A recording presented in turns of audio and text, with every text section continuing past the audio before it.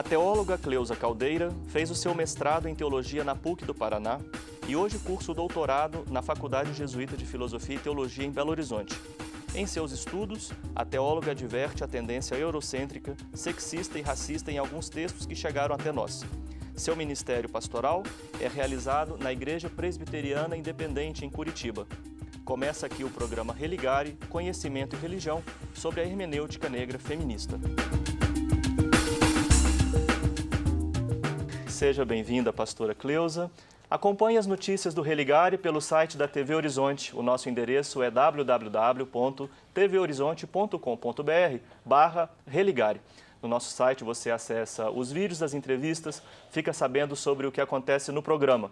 Nós estamos também nas redes sociais. Procure por Religare, Conhecimento e Religião e deixe seus comentários para a nossa equipe. Pastora Cleusa, o que nós podemos falar sobre teologia negra feminista? Primeiro, muito obrigada, Flávio, pelo convite de estar aqui com vocês. E quando nós falamos teologia negra feminista, ou feminista negra, nós estamos falando primeiro da experiência de mulheres negras no continente latino-americano. Então, a nossa experiência enquanto mulheres, que é uma experiência marcada pelo racismo, pelo sexismo e pelo classismo. Então, a partir dessa nossa experiência, nós então vamos reler nossa experiência no espelho do texto, podemos dizer isso, né? Sim. Isso do ponto de vista, assim, isso se dedica especificamente ao texto bíblico, como que você fez na sua pesquisa de mestrado lá na PUC do Paraná, ou também na experiência religiosa de modo geral? Quando nós estamos fazendo o recorte, que é a hermenêutica negra feminista, que é o objeto de pesquisa, o meu objeto de pesquisa, então nós estamos dizendo que nós estamos fazendo uma leitura bíblica a partir da experiência da mulher negra. Então, é uma leitura especificamente bíblica.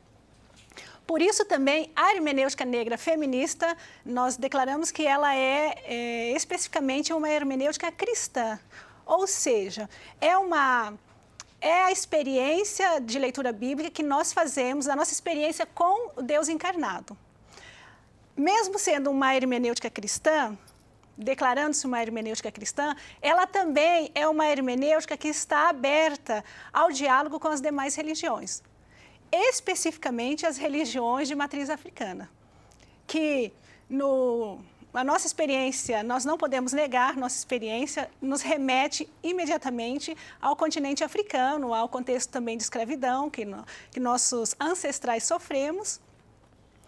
E nós, então, agora, o objetivo é também, a partir dessa nossa experiência de negritude, de reconhecer a nossa negritude, as nossas raízes mais profundas, entrar em diálogo com essas religiões, no nosso caso brasileiras, religiões de matriz africana, né? Sim. Então, esse é o papel também do nosso trabalho enquanto hermenêutica negra feminista. Só disso que você acaba de falar, me ocorrem várias outras questões. Eu queria só, assim, você poderia precisar, né, quando você fala de hermenêutica bíblica, para um público que não conhece essa terminologia, especificamente o que é que se quer dizer? Eu acredito que nós podemos falar de uma aproximação ao texto bíblico. Nós temos, o cristianismo é uma religião do livro, né? Uma das grandes religiões do livro. Nós temos um texto que é considerado sagrado, que é referência para os cristãos.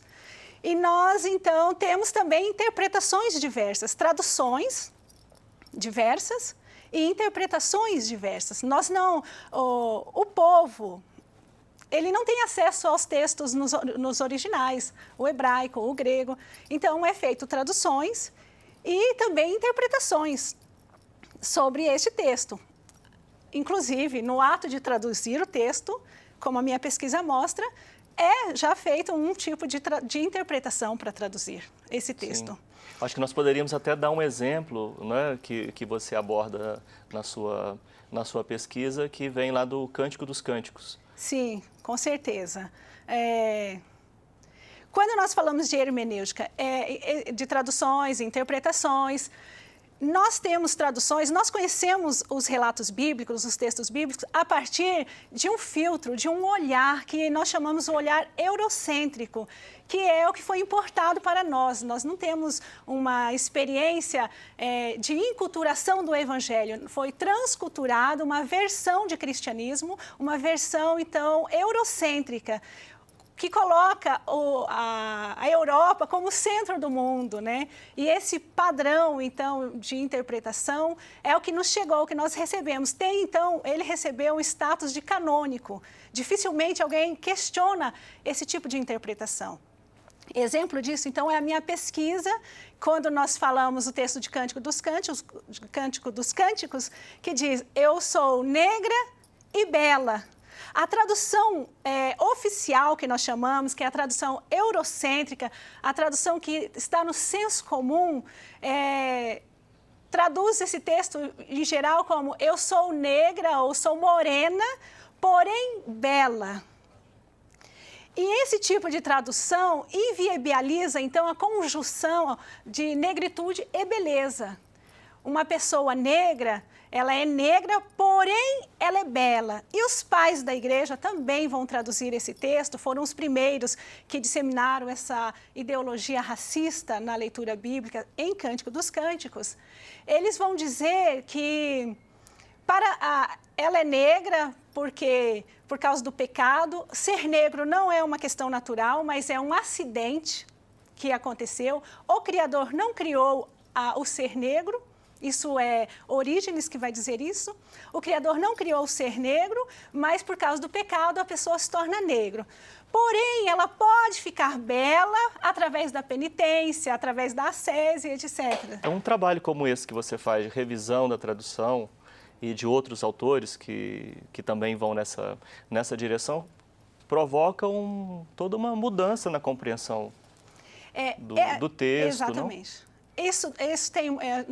É um crédito que eu acho que eu devo citar de dois pesquisadores que trabalharam no Brasil, mas eles não são brasileiros, que é Peter Nash, é um americano, trabalhou aqui no Brasil, um teólogo americano, negro, e também Maricel Mena Lopes, uma negra colombiana. Eles, de 2004, teve uma grande reunião entre teólogos do continente, e eles trouxeram essa novidade, que é, então, situar a leitura bíblica, a interpretação desses textos bíblicos num contexto maior que do Antigo Oriente Médio. Não simplesmente, nós temos uma interpretação focada muito reduzida, onde elimina grande parte dos povos que Israel, sobretudo, tinha contato, uma múltipla influência, intercâmbio cultural e também religioso. Então, essa pesquisa muito recente, vamos dizer, de 2004 para cá, é uma mudança radical de paradigmas, né? Sim. Porque vai mudar também essa perspectiva que nós temos de quando nós olhamos para os textos bíblicos, nós imaginamos, e a iconografia é responsável por isso também, um Israel branco, né? Não só o antigo Israel, né? Mas sobretudo também os cristãos primitivos. Nós imaginamos muitos brancos, de olhos azuis, cabelos loiros. Essa é a imagem que nós temos dos personagens bíblicos. Talvez no próximo bloco a gente tenha condição de abordar com mais detalhes, mas assim, o que o seu texto provocou em mim, o texto da dissertação de mestrado, o artigo também que você publicou, entre outros textos que você escreveu, mas eu fiquei com esses dois. De uma compreensão do Israel moreno, que em parte a minha formação ajudou a compreender, para um Israel também negro. É possível essa percepção, ela é adequada? Por causa da presença ali, ou de comunidades cristãs também? Sim. Esse autor que eu citei, o Peter Nash, ele vai dizer que, em muitos casos, nos textos bíblicos, a negritude é um pressuposto. E os primeiros povos, de fato, branco, a entrarem em Israel são os persas, isso no pós-exílio. Então, eu creio que é possível a gente afirmar exatamente isso, um Israel muito mais negro, muito mais ligado com os povos ali onde ele circulava, do que o Israel moreno ou loiro, Sim. né? Que nós comumente costumamos pensar, né? Sim, sim. E sem falar de personagens, né, que você vai citando na sua pesquisa que são negros, mulheres negras, inclusive.